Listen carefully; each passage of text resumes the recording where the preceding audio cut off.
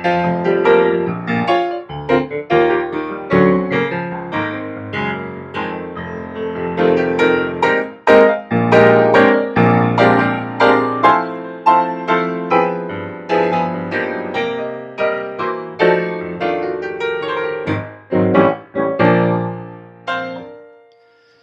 is the Coaching Leader Podcast, a podcast about coaching, leadership, and leading through coaching. And here's your host, Scottgress. Hi, welcome to the Coaching Leader Podcast. How can you get better faster? A better pathway to leadership development. That's a great question. Well, a number of you are experiencing or just have just finished experiencing Lent and Holy Week and Easter, and it's a great opportunity to get better and to get better faster as a leader, as an organization, and as a team. And the point is, you're not going to find it in a book. You see, change is hard, and we're often satisfied with where we are. And when you're satisfied, you're not exactly motivated to do any changing or growing. On the other hand, maybe you want to grow, but you don't exactly know where to focus for that leadership growth. Well, let me ask you the question. Are you willing to learn? Are you willing to learn about yourself? Things that are maybe hard to swallow, things that are hard to take. Are you willing for your organization to learn, for your team to learn? Because what we're going to be talking about can be very challenging. Books and classes and podcasts like this one are nice, but debriefing your experiences together and what you've done as a team, that provides a context to get rid of the satisfaction so that you have some incentive and some accountability with one another to be different now. So what am I talking about? Well, let's start with the Johari Window. Are you familiar with this? Invented by two people in, I think, 1955, named Joe and Harry. So they named it after themselves. It's divided into 4 quadrants, and each quadrant reflects what you know about yourself and what other people know about you. And while we're applying this to yourself, it can also apply to the organization. The upper left quadrant are those things that you know about yourself, but other people know about you too. It's also called that public area or arena. Then what comes below it, the lower left-hand portion, is that those things that are known to self but are unknown to others. Maybe those are things that you just don't want to talk about, the things that you made a mistake on when you were in high school, those things that you're embarrassed about, things that you don't necessarily need to share with anybody, and people don't need to know. It's legitimate that it's hidden or it's masked. Sure, we all have private things that we keep to ourselves. That's what that pane is about. But in the upper right-hand pane are those things that are unknown to self, but known to others. Maybe in your leadership, there's a way that you talk or don't talk. It's a way that you're present or you're not present.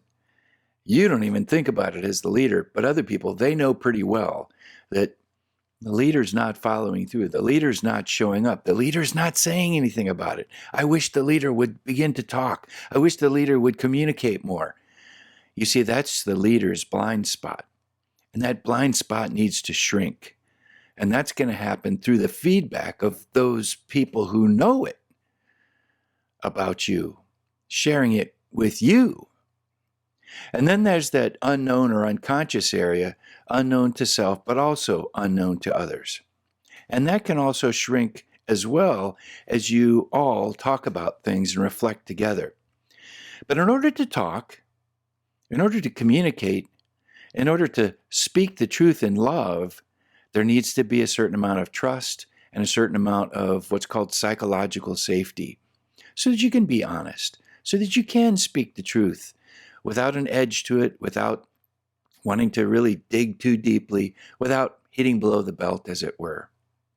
But just the fact that you as a leader step forth and say, let's talk about it, make yourself vulnerable, will begin to create that trust and psychological safety, especially when you're not defensive, but you resist that defensiveness and you remain curious for just a little bit longer. Well, what do you do then during those conversations? Well, it's called a feedback loop.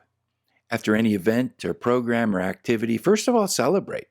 Say, hey, wasn't that great that we accomplished so-and-so, that we got through Easter, that, whatever happened. But then pause to reflect and to learn so that you can do better next time.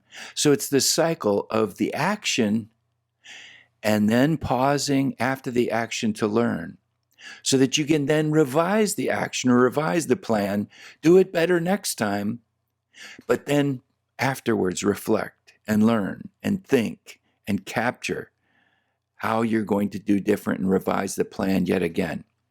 It's a feedback loop. It's an action learning loop. And you're going to be asking some questions like, what happened? What can we celebrate? Or did we accomplish what we wanted in the way that was needed? Sometimes we go ahead and make plans and we're not even thinking about a desired outcome. We're just in so much of a automatic pilot of we've always done it a certain way. But instead, how about coming up with a specific outcome that you're after? And then after you complete the action, you can pause and reflect and say, did those things that we did that bring us closer to that desired outcome or not? And if not, why not? What can we learn for next time? How can we improve? And then also, who will do what next time? Because if you give people certain responsibilities over those plans, then you're more likely to remember what needs to change because they're helping you and you're doing it together. You're asking who can help and what else? Let's think deeper. Why? Because it's easy to forget after things have been accomplished. So how do you get better faster? What's a better pathway to leadership development? Well, it's all about debriefed experience, where you do something, but then you intentionally meet afterwards and you celebrate, but you learn and reflect together, and then you try again. And as I said before, many of you have just gone through Lent and Holy Week and Easter, and there's a lot that went well, but maybe there were a number of things that didn't quite go that well. And you're thinking to yourself, boy, we need to do X better next time. We need to stop doing Y. We need to improve in Z. Capture that learning because that can quickly evaporate and you can forget those things because that automatic pilot is so strong. So capture the learning as soon as possible.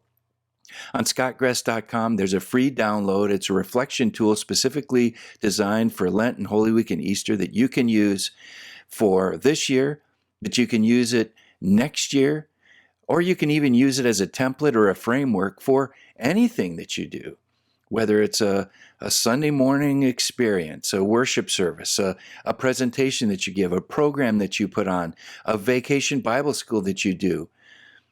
Pause to reflect afterwards.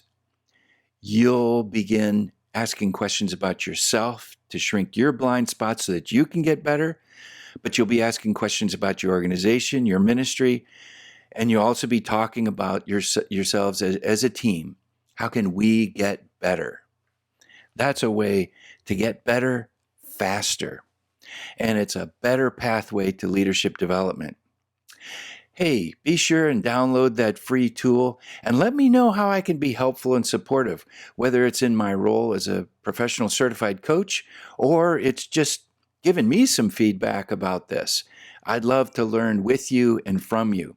So reach out to me on scottgress.com or scottgress@me.com, my email, and God bless you in your leadership development.